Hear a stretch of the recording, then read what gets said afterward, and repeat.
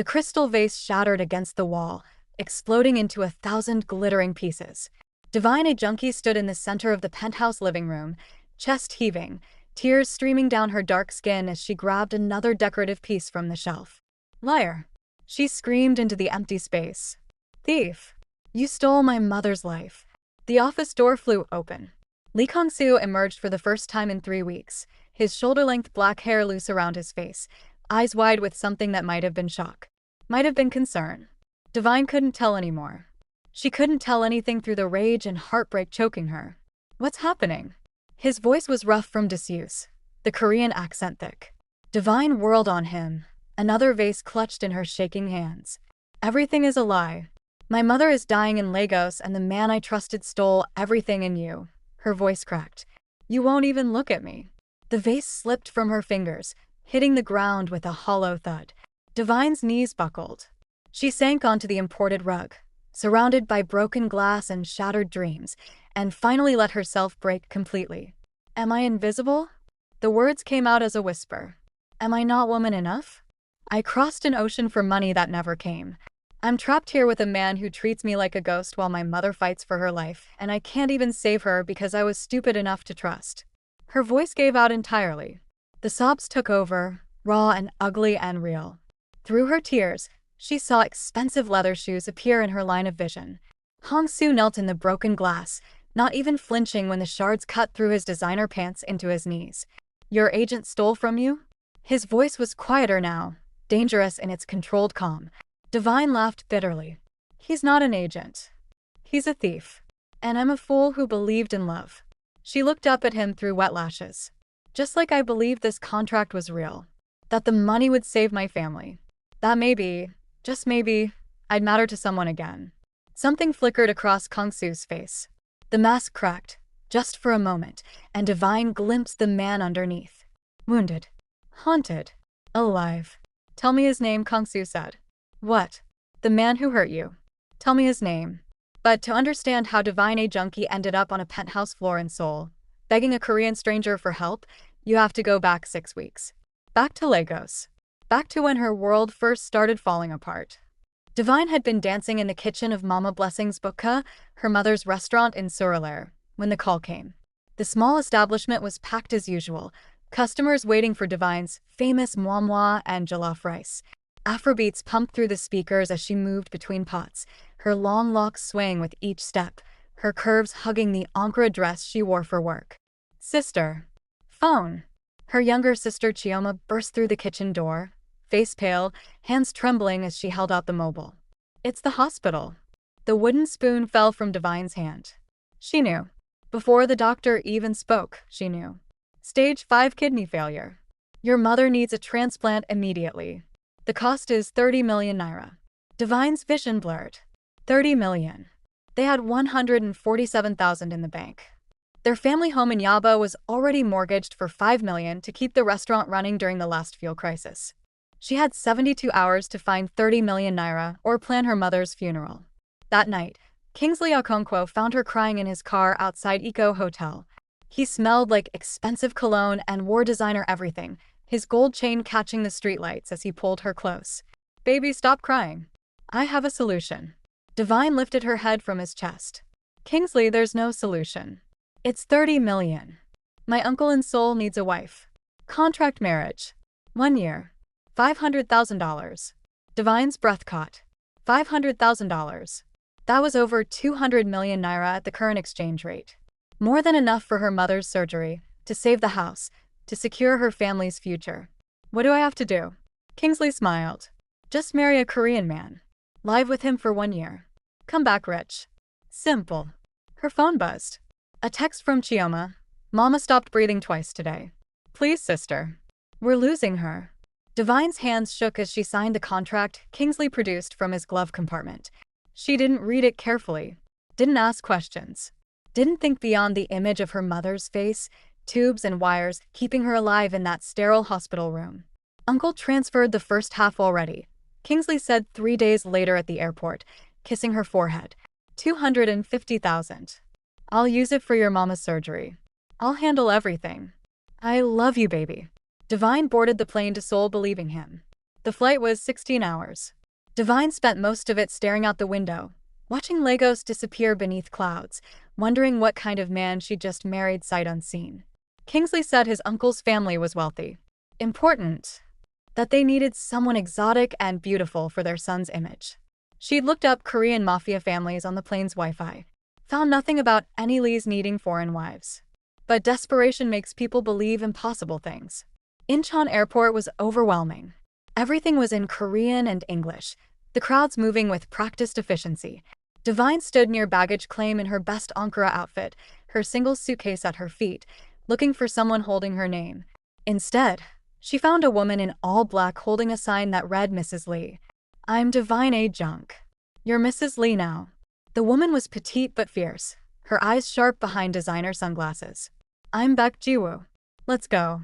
The black Mercedes ride through Seoul felt like entering another dimension. Neon signs in Hangul, skyscrapers that seemed to touch the sky, streets so clean Divine wondered if they polished them daily. K-pop played softly through the speakers. Jiwoo remained silent despite Divine's attempts at conversation. So what's my husband like? You'll see. The penthouse was in Hanamdong, one of Seoul's most exclusive neighborhoods. 70th floor. The elevator opened directly into the apartment. Divine stepped out, pulling her worn suitcase behind her, and stopped breathing. The space was massive. Modern. Cold. Everything was black and white and chrome, minimal furniture, art on the walls that probably cost more than her family's restaurant. The entire far wall was glass, revealing Seoul's glittering skyline. And there, standing at that window with his back to her, was Lee Kang-Soo. Even from behind, he was beautiful. Tall, broad-shouldered, wearing all black. His hair fell past his shoulders, ink-dark and straight. When he shifted, Divine caught a glimpse of tattoos crawling up his neck. Hello? Her voice sounded small in the vast space. I'm Divine. You're. He walked away. Into a side office. The door closed with a soft click. Divine stood there, hands still raised in greeting, mouth open in shock. Jiwoo set her suitcase down. Welcome to your new life, Mrs. Lee. Your room is down the hall. Second door. Don't bother boss unless it's an emergency. But I'm his wife. Shouldn't we? This is a contract. Not a romance. The sooner you understand that, the easier this year will be. Jiwoo left. Divine was alone in the cold penthouse with a husband who couldn't even look at her. That first night, she unpacked in silence. The bedroom was large and impersonal, like a hotel suite. She tried calling Kingsley, but he didn't answer. Tried Chioma. No response. Checked her phone obsessively for updates about her mother's surgery. Nothing. The next morning, Jiwoo arrived at dawn with a schedule. Registry wedding at 9.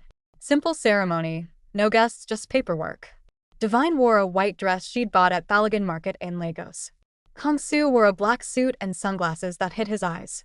The courthouse was sterile and quick. They sat at opposite ends of a table while an official spoke in Korean. Jiwoo translated the important parts. Sign here. And here. Congratulations, you're married. Kang-Soo signed without reading. Didn't look at Divine once.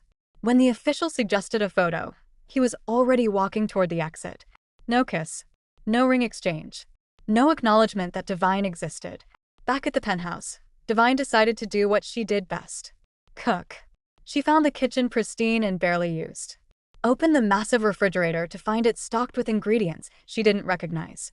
But she'd brought some things from home. BWAM's for moi moi. Dried peppers. Palm oil.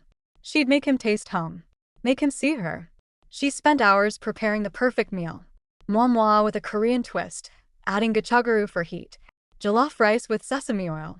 Egusi soup blended with perilla leaves. She set the table beautifully, mixing Nigerian and Korean aesthetics. Kang-Soo emerged from his office at exactly 7. Divine watched him take in the spread, something unreadable crossing his features.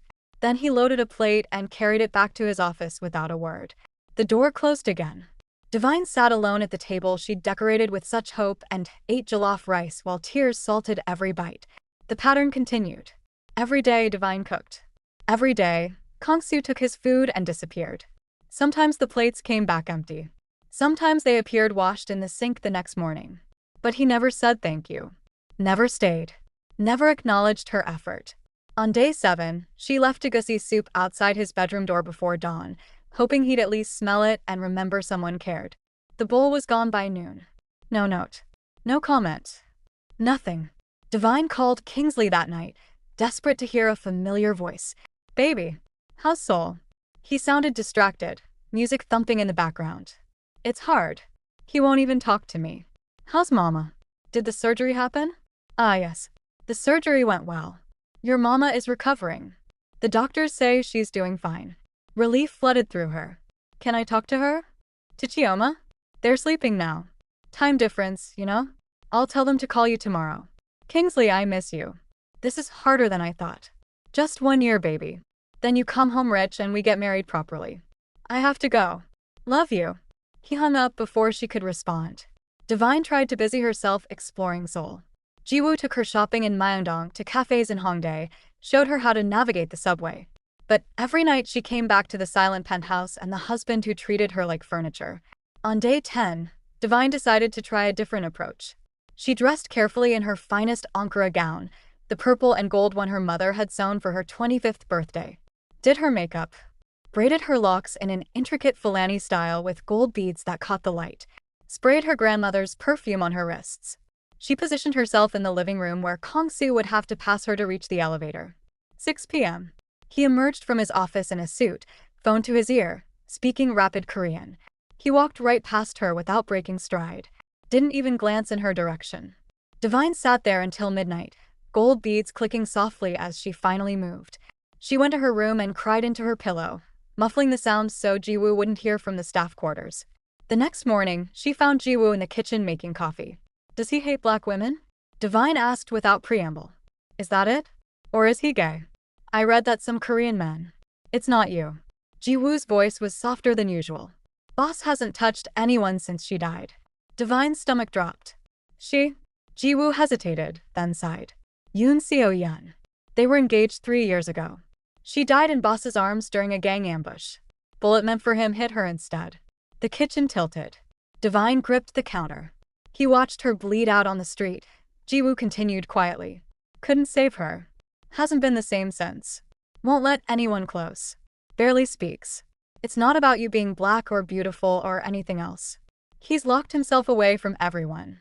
Why did his father arrange this marriage then? Boss's father thinks a wife will bring him back to life. Make him human again. Jiwoo poured 2 cups of coffee, handed one to Divine. But you can't force someone to heal. Divine wrapped her hands around the warm mug. So I'm just supposed to be invisible for a year?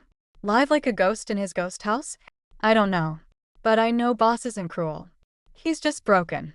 That night, Divine tried calling Kingsley again. It rang once, then went to voicemail. She tried Chioma. Same thing. A cold feeling settled in her stomach. She tried again the next day. And the next. By week 4, Kingsley wasn't picking up at all. Divine found Jiwoo in her office, going through paperwork. Can I ask you something? Jiwoo looked up. Depends on the question. The contract money. The $500,000. Who paid it? When? Jiwoo frowned. Boss's father paid the full amount 6 weeks ago. Wire transfer to the account your agent provided. Why? The office spun. Divine's legs gave out. She sat down hard on the leather chair. 6 weeks ago? Yes. Is there a problem? Divine's hands shook as she pulled out her phone. 6 weeks. Her mother should have had surgery 5 weeks ago. Should be recovering. Chioma should have called. Kingsley should have sent updates. She video called Chioma, praying for the connection to work. It rang. And rang. Finally, her sister's face appeared on the screen. Divine's heart stopped. Chioma was skeletal. Her cheekbones jutted out sharply, her eyes sunken and red-rimmed. Behind her, their family home looked different. Empty. Furniture missing. Sister. Chioma's voice was barely a whisper. You're calling. What happened to you? Where's Mama?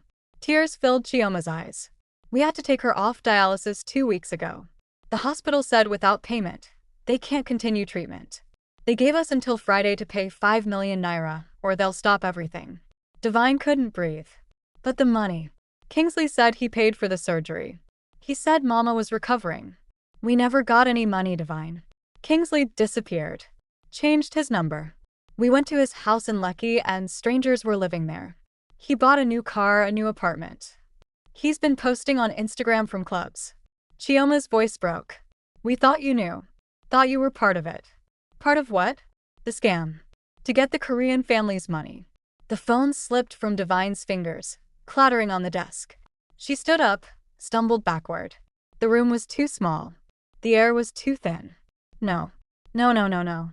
She grabbed the decorative vase from Jiwoo's shelf and hurled it at the wall. It exploded in a satisfying crash. She grabbed another. And another. Screaming with each throw. Liar. Thief. Which is how she ended up on the living room floor 30 minutes later, surrounded by broken glass, with Kang-Soo kneeling in front of her asking for the name of the man who destroyed her world. Divine looked up at him through tears. Really looked at him for the first time. His eyes were dark brown, almost black, with shadows underneath that spoke of sleepless nights. A small scar cut through his left eyebrow. His jaw was clenched tight, but his hands were gentle as they hovered near her, not quite touching but close enough to catch her if she fell apart completely. Kingsley Okonkwo, she whispered. Lagos, Nigeria. He took everything. My mother is dying and he's buying cars and clubbing and I can't save her. I can't do anything. I'm useless. Kang-Soo stood abruptly, pulled out his phone and spoke in rapid Korean, his voice sharp and commanding. Divine caught words that sounded like orders. Like violence barely contained. He made 3 more calls, each one shorter and more intense than the last. Finally, he looked down at her. Stand up. What? Stand up, Divine. She did, legs shaky. Glass crunched under her feet. Your mother. Which hospital? Eco Hospital. Lagos. But it's done. What's done? He turned his phone screen toward her. A banking app showed a completed transaction. $600,000 transferred to an account labeled Blessing, a junkie medical fund. Divine's knees buckled again. Kang-Soo caught her this time, his hands firm on her shoulders. It was the first time he'd touched her. His palms were warm through her thin shirt. That's more than the contract, she breathed. Interest. For your pain. I don't understand. You won't speak to me. Won't look at me. But you saved my mother? His hands dropped. He stepped back, creating distance again. Because I know what it's like to watch someone you love die. If I can stop that for you, I will. He turned toward his office. Wait. Divine's voice came out stronger now. Why won't you touch me? Kang-Soo stopped. His shoulders tensed. You should rest. I've been resting for a month. I've been invisible for a month. Answer the question. Why won't you touch me? Divine. Is it because of her? Seo-yeon? He flinched like she'd struck him. Jiwoo talks too much. Jiwoo cares about you. So answer me. Why? Because everyone I touch dies. His voice was raw.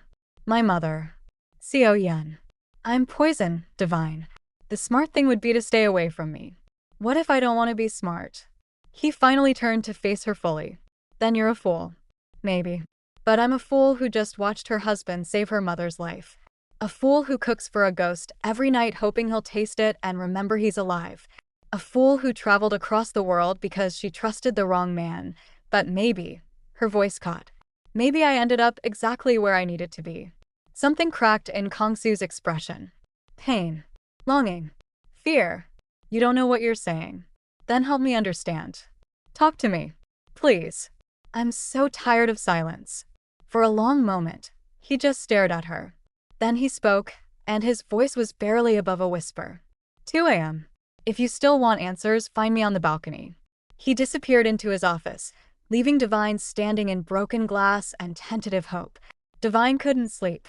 She lay in her bed watching the digital clock tick toward 2 a.m., her heart hammering against her ribs. At 1:45, she gave up pretending and went to the bathroom. Washed her face. Stared at herself in the mirror. Her locks were messy from tossing and turning. Dark circles shadowed her eyes. She looked exhausted and desperate, and nothing like the confident woman who'd left Lagos a month ago. But her mother was alive. The money had transferred. Chioma had called back an hour ago, crying with relief, saying the hospital had confirmed payment and scheduled emergency surgery for tomorrow morning Lagos time. Kang-Soo had done that. The man who wouldn't speak to her had saved the person she loved most in the world. At 1:58, Divine wrapped herself in a silk robe and padded barefoot through the dark penthouse. The balcony was accessible through the living room, a space she'd never seen Kang-Soo use. She slid open the glass door. He stood at the railing, back to her, hair loose and moving in the night breeze. Seoul spread out below them like a sea of lights. The air was cool, carrying the faint scent of rain. "I wasn't sure you'd come," he said without turning. "I wasn't sure you'd actually be here." Divine stepped closer, hugging herself against the chill. "You're good at disappearing." "I've had practice." He pulled something from his pocket. A bottle of whiskey and 2 glasses. Poured amber liquid into both and handed her one. "You'll want this for the story." Divine took the glass. Their fingers brushed. Kang-Soo pulled back like he'd been burned. "Jiwoo told me about Seo-yeon," Divine said quietly. "I'm sorry you lost her." "I didn't lose her." He downed his whiskey in one swallow. "I killed her. The ambush wasn't your fault. Wasn't it?" He turned to face her finally, and in the dim light from the city below, she could see the self-hatred carved into his features. "I knew the risks. Knew that loving me made her a target. Knew that my enemies would use anyone I cared about to get to me. But I was selfish. I wanted her anyway." Divine sipped her whiskey, letting the burn ground her. "What happened?" "We were leaving a restaurant in Gangnam. Our engagement dinner." She was laughing about something, I don't even remember what. "Then I saw the car. Black sedan. Windows down." His voice went flat, emotionless. The way people sound when they've told a story, so many times it's lost all meaning. "I tried to push her down. Tried to cover her. But the bullet found her anyway. Right here." He touched his chest, just left of center. "She looked at me. Said my name. And then she was gone. Just like that. For seconds and she was gone." Divine's throat tightened. Kang-Soo. Her brother set it up. Her own blood. He owed money to a rival gang. Thought if I died, he'd inherit her share of her family's business. He knew our schedule. Knew where we'd be. Kang-Soo laughed bitterly. "Everyone I love either dies or betrays me. My mother died giving birth to me. Seo-yeon died because I loved her. So I stopped. Stopped talking. Stopped touching. Stopped feeling anything at all. That's not living. That's just existing. It's safer." Divine set down her glass and moved closer. Close enough to feel the heat radiating from his body. "Safer for who? Them or you? Does it matter?" "Yes. Because you saved my mother today. You mobilized your entire organization to find Kingsley. You transferred more money than the contract required. Those aren't the actions of a man who stopped feeling." Kang-Soo's jaw clenched. "That's different." "How?" "Because you're temporary. 1 year and you'll go back to Lagos. Back to your life. Safe from me." "What if I don't want to be safe?" The words tumbled out before Divine could stop them. "What if I want to be seen? Known? What if I'm tired of being a ghost in your house? You should want safety. You should run from me. I crossed an ocean because I trusted a liar. Lost everything because I believed in love. My mother almost died because I was naive enough to think Kingsley cared about me." Divine's voice shook, but she didn't look away. "I've already been destroyed, Kang-Soo. By someone who smiled while he did it. So if you're worried about hurting me, you're 3 weeks too late." His hands gripped the railings so hard his knuckles went white. "I'm not Kingsley." "I know. Kingsley was warm and charming and told me everything I wanted to hear. He touched me all the time. Kissed me. Said he loved me." She stepped closer still, until there was barely air between them. "And it was all lies. But you? You ignore me. Hide from me. Won't even look at me. And somehow you're the one who saved my life." Divine don't. "Don't what?" "Don't see you? Too late. Don't want you? Already do. Don't ask for more than you can give." She reached up and touched his face, her palm against his cheek. He jerked like she'd electrocuted him but didn't pull away. "I'm not asking you to love me, Kang-Soo. I'm asking you to let me exist. To acknowledge that I'm here. That I'm real." His breathing had gone ragged. "If I let you in, if I touch you, you'll what? Kill me? I'm already dying of loneliness in your beautiful prison. You deserve better than me. Maybe. But you're what I have. And I'm what you have. So can we at least try to be human together?" For a long moment, they stood frozen. Divine's hand on his face. His eyes closed. The city breathing around them. Then Kang-Soo's hand came up and covered hers. His fingers were calloused and warm and trembling slightly. "I don't know how to do this anymore," he whispered. "Don't know how to let someone close without destroying them. Then we'll figure it out together." "But Kang-Soo?" Divine waited until he opened his eyes. "I'm not Seo-yeon. I'm not fragile. I'm a Nigerian woman who survived Lagos traffic, Kingsley's betrayal, and a month of your silence. I'm stronger than you think. A ghost of a smile touched his lips. You cook like you're trying to heal the world. Maybe I am. Maybe I'm trying to heal you. That's a dangerous project. Good thing I like danger. This time when he smiled, it was real. Small and broken but real. You're insane. Probably. Is that a problem? It should be. His thumb traced across her knuckles. But somehow it's not.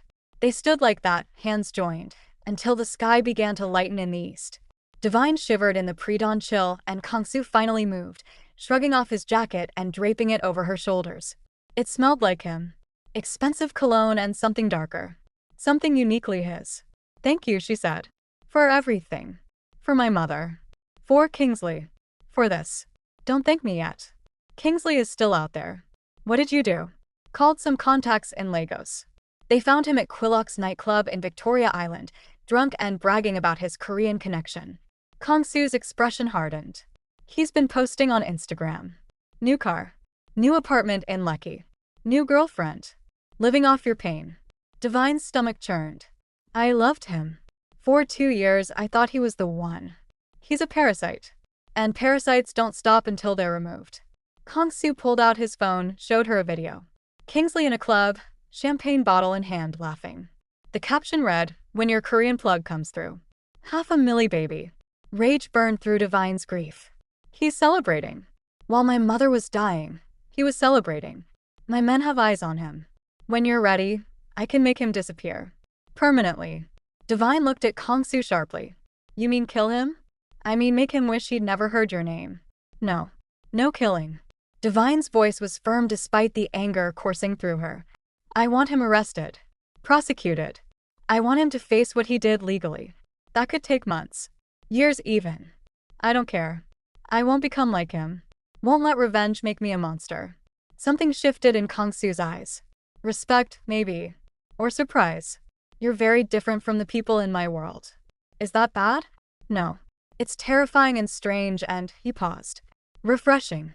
They went inside as the sun crusted the horizon, Seoul transforming from shadow to gold. Divine made coffee while Kang-Soo sat at the kitchen counter, watching her move through the space like it was the most fascinating thing he'd ever seen. You never eat breakfast, Divine observed, pulling ingredients from the refrigerator. I'm usually working. You're always working. When do you sleep? When I can't avoid it anymore. Divine cracked eggs into a bowl. That's not healthy. Nothing about my life is healthy. Then let's start small. One breakfast. Together.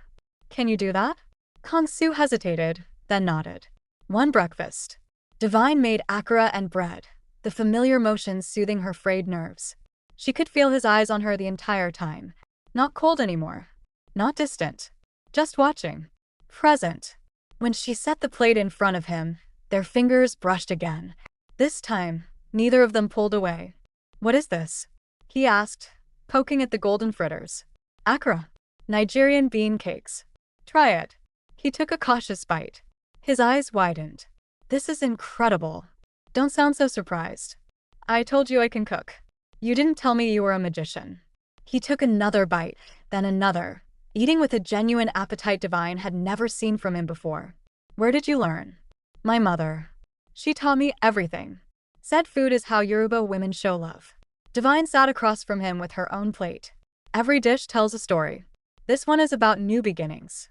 Taking something simple and transforming it into something beautiful. Is that what you're trying to do with me? Transform me? No. I'm trying to remind you that you're already beautiful. You've just forgotten. Kang-Soo set down his fork and looked at her fully. You've been here a month and you think you know me? I know you save people you don't have to save. I know you feel guilty for things that aren't your fault. I know you're lonely even though you pretend you want to be alone. Divine met his gaze steadily. And I know that somewhere under all that ice, there's a man who still knows how to care. You just don't trust yourself anymore. You're right. I don't. Then trust me instead. Just for today. Can you do that? He considered this for a long moment. Then he picked up his fork again and took another bite of akara. One day, he agreed quietly. I can try one day. One day became 2. Then 3. Then a week where Kang-Soo emerged from his office for breakfast every morning, sitting across from Divine while she cooked and talked about everything and nothing. He didn't say much, but he listened. Really listened. And slowly, incrementally, the ice began to crack. Divine learned things about him in those quiet mornings. He hated sweet coffee but loved sweet bread. He had a scar on his left hand from a childhood accident involving his father's car. He spoke 3 languages fluently but struggled with English idioms. He'd never left Korea except for business trips to Japan and Hong Kong. Never wanted to see the world? Divine asked one morning, mixing batter for pancakes. Seeing the world requires curiosity. I lost that a long time ago. Or maybe you just lost people who made you curious. She poured batter onto the hot pan, watching it sizzle. Tell me something. Before Seoyeon died, what did you want? What made you happy? Kang-Soo was quiet for so long Divine thought he wouldn't answer. Then music. I played piano. Classical mostly. Chopin. Debussy. There's a piano in the corner of the living room. I thought it was just decoration. It was my mother's. My father kept it after she died. I haven't touched it in 3 years. Divine flipped the pancakes. Why not? Because beautiful things die when I touch them. That's not true and you know it. You've touched me plenty of times this week. I'm still here. A ghost of a smile. Give it time. Stop it. Divine turned to face him fully, spatula in hand. Stop waiting for me to die or leave or betray you. I'm not going anywhere for 11 more months. You're stuck with me whether you like it or not. Who says I don't like it? Divine's heart skipped. Do you? I'm here, aren't I? It wasn't a declaration of love. Wasn't even close. But coming from Lee Kang-Soo, it felt like a miracle. That afternoon Divine's phone rang. Chioma video calling from Lagos. Divine answered immediately, and her sister's face filled the screen. She looked better. Not healthy yet, but better. There was color in her cheeks. Sister. Mama is out of surgery. The doctors say it went perfectly. Divine's eyes filled with tears. Can I see her? Chioma flipped the camera. Their mother lay in a hospital bed, eyes closed but breathing steadily. Tubes and monitors surrounded her, but her face was peaceful. She's sleeping, Chioma whispered. But she's alive. She's really alive. Divine, I don't know how you did it, but thank you. Thank you so much. I didn't do it alone. Divine glanced at Kang-Soo, who'd emerged from his office at the sound of her voice. My husband helped. Can I meet him? Divine held out the phone. Kang-Soo hesitated, then took it awkwardly. Chioma's eyes went wide. Oh wow. Sister didn't mention you were so handsome. Kang-Soo's ears turned red. I'm Lee Kang-Soo. Your sister is very brave. She's stubborn as what she is. But thank you for helping our family. We owe you everything. You owe me nothing. Take care of your mother. He handed the phone back to Divine quickly, retreating toward his office. But Divine caught the small smile on his face as he walked away. 2 weeks later, Ji-woo burst into the penthouse with news. They'd found Kingsley. Divine was in the kitchen teaching Kang-Soo how to properly season a goosey soup when Ji-woo's sharp voice cut through their laughter. Boss, we have a situation. Kang-Soo's expression shifted immediately. Back to the cold mask Divine hadn't seen in days. What situation? Kingsley Okonkwo. He's in Seoul. Divine dropped the wooden spoon. What? Flew in this morning. He's at the Park Hyatt in Gangnam. Seems he's running from your men in Lagos and thought Korea would be safer. Ji-woo's smile was sharp. He thought wrong. Divine's hands shook. He's here? In Seoul? Should I bring him in? Ji-woo asked Kang-Soo. Yes. But don't hurt him. Divine wants this handled legally. Kang-Soo looked at her. Unless you've changed your mind? Divine wanted to say yes. Wanted to let Kang-Soo's men do whatever they did to people who crossed the Lee family. But she shook her head. No. Legal. But I want to see him. I want to hear him try to explain. Divine. I need this Kang-Soo. Please. He studied her face, then nodded. Bring him here. Tonight. Kingsley arrived at 8 p.m., flanked by 2 of Kang-Soo's men. He looked smaller than Divine remembered. Scared. His designer clothes were rumpled, his gold chain gone. When he saw Divine, his face crumpled with fake relief. Divine. Baby. Thank God. I've been trying to reach you. These men, they dragged me here. I didn't know what was happening. Stop talking. Divine's voice was ice. Just stop. Baby, you don't understand. The money it got caught up in. I said stop. She walked closer, and Kingsley actually flinched. My sister is 22 years old. She sold her blood to keep our mother alive while you bought cars and threw parties. My mother almost died while you posted on Instagram about your Korean connection. So don't you dare call me baby. Don't you dare pretend you care. Divine, please, I can explain. Explain what? How you stole $250,000. How you lied to me every single day. How you left my family to suffer while you lived like a king. Her voice rose with each question. Explain how the man I loved for 2 years turned out to be nothing but a thief and a liar? Kingsley's mask slipped. His face twisted with something ugly. You want the truth? Fine. You were easy. Naive. So desperate to save your precious mama that you would have signed anything. And that Korean contact was supposed to be a simple scam. Get the money, disappear. But then you actually went through with it. He laughed bitterly. I didn't think you had the guts.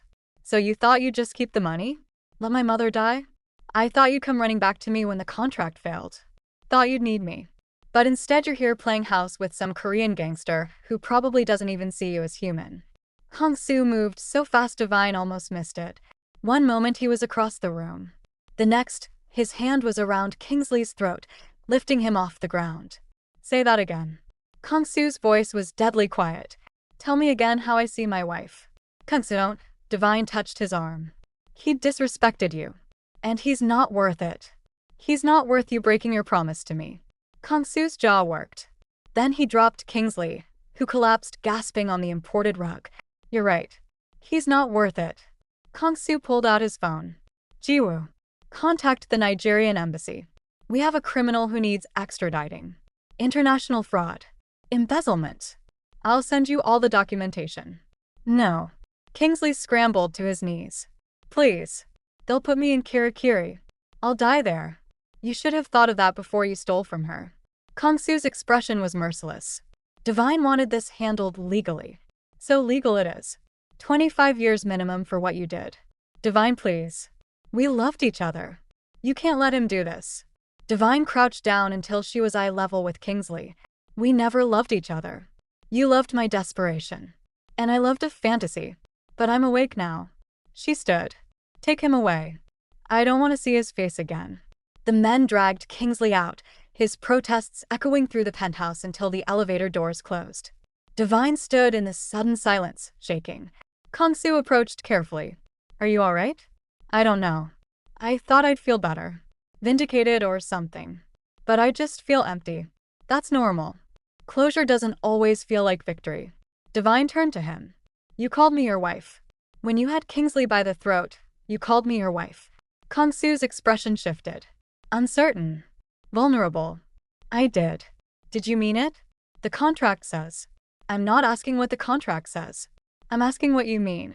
He was quiet for a long moment.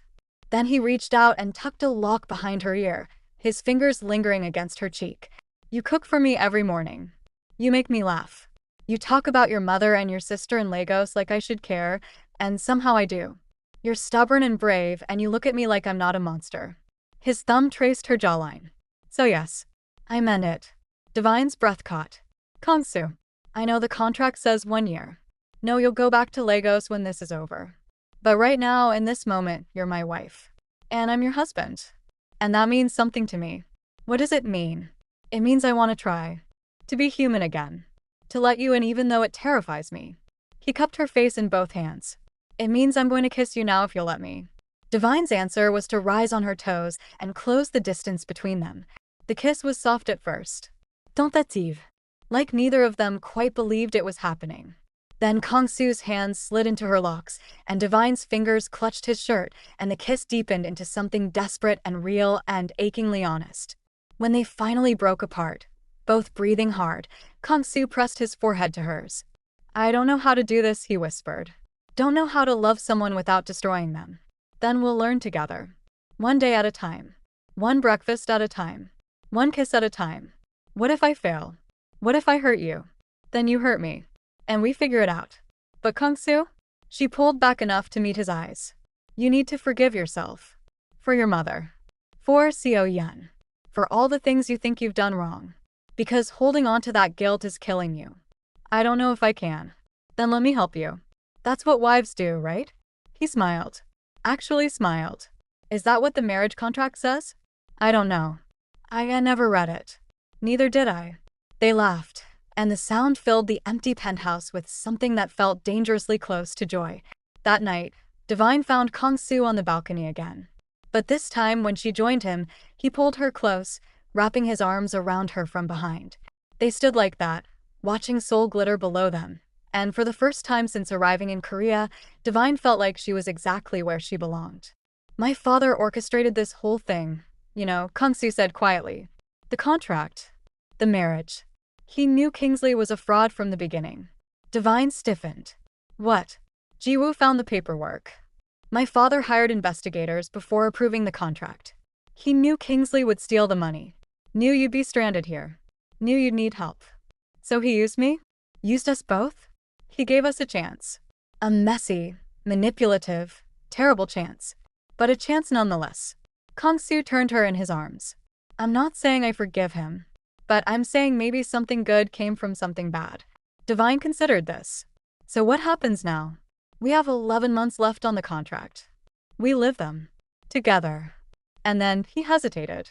And then we decide. If you want to go back to Lagos, I won't stop you. But if you want to stay, his voice dropped. I'd like you to stay. That's a long time from now. Let's focus on today. Today I want to take you somewhere. Where? It's a surprise. But you'll need to dress warm. An hour later, they were in Kang-Soo's car, driving through Seoul's nighttime streets. He wouldn't tell her where they were going, just kept smiling that small secret smile whenever she asked. They ended up at a 24-hour music store in Hongdae. Kang-Soo led her past guitars and drums to the piano section. Pick one, he said. What? Pick a piano. Anyone you want. Divine stared at the array of beautiful instruments. Kang-Soo, I don't play piano. I know, but I do. And I want to play for you. He sat at a gorgeous black grand piano, and his fingers found the keys like coming home. The first notes of Chopin's Nocturne in E-flat major filled the store, achingly beautiful and sad and hopeful all at once. Divine watched his face as he played. Watched the tension drain from his shoulders. Watched him become someone younger and freer and unburdened by ghosts. When the last note faded, he looked up at her with tears in his eyes. I haven't played since she died. Couldn't bear to touch something that beautiful. But tonight I wanted to. For you. Divine crossed to him and kissed him softly. Thank you for letting me in. Thank you for refusing to give up on me. They bought the piano. Had it delivered to the penthouse that night.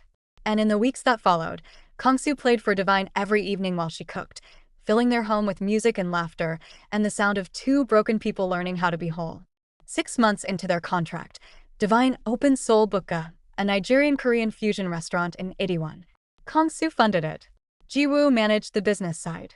Divine created magic in the kitchen, blending her mother's recipes with Korean ingredients until she had customers lined up around the block. Mama Blessing flew to Seoul for the grand opening, healthy and glowing and crying with pride. She hugged Kang-Soo, so tight he couldn't breathe. You saved my life, she told him in English she'd been practicing. Now you're family. Forever. Kang-Soo, who'd faced down rival gangs without flinching, looked completely terrified of this small Nigerian woman's fierce love. Divine had never loved him more. 1 year after Divine arrived in Seoul, the contract expired. They sat on their balcony, the document between them. So Kang-Soo said, "What do you want to do?" Divine picked up the contract and tore it in half. "I want to stay. Not because a piece of paper says I have to, but because I choose you. Every day. For as long as you'll have me." Kang-Soo pulled her into his lap and kissed her like she was oxygen, and he'd been drowning. Forever then. I choose forever. They got married again 6 months later. A real wedding this time. Traditional Nigerian ceremony in Lagos with Divine in Iro and Buba, Kang-Soo sweating in Igbada and loving every minute. Then a Korean ceremony in Seoul with hanbok and bowing and Kang-Soo's father crying openly about finally getting his son back. At the reception, Divine's restaurant catering the fusion menu, Kang-Soo stood to make a toast. I was dead before you, he said simply. You brought me back to life. And I will spend the rest of mine making sure you never regret it. Divine raised her glass. To new beginnings. To choosing love even when it scares us. And to the best mistake I ever made. Marrying me was a mistake? The best one. They kissed as their guests cheered. 2 continents united in celebration. And somewhere in heaven, Yoon So-yeon smiled, finally at peace knowing the man she loved had found his way back to joy. The video fades on Divine and Kang-Soo dancing. Lagos meets Seoul. Darkness transformed to light. 2 broken people made whole. If this story touched your heart, hit that subscribe button and drop a comment telling us what you felt. Share this with someone who needs to believe in second chances. And remember, sometimes the wrong plane takes you to exactly the right destination.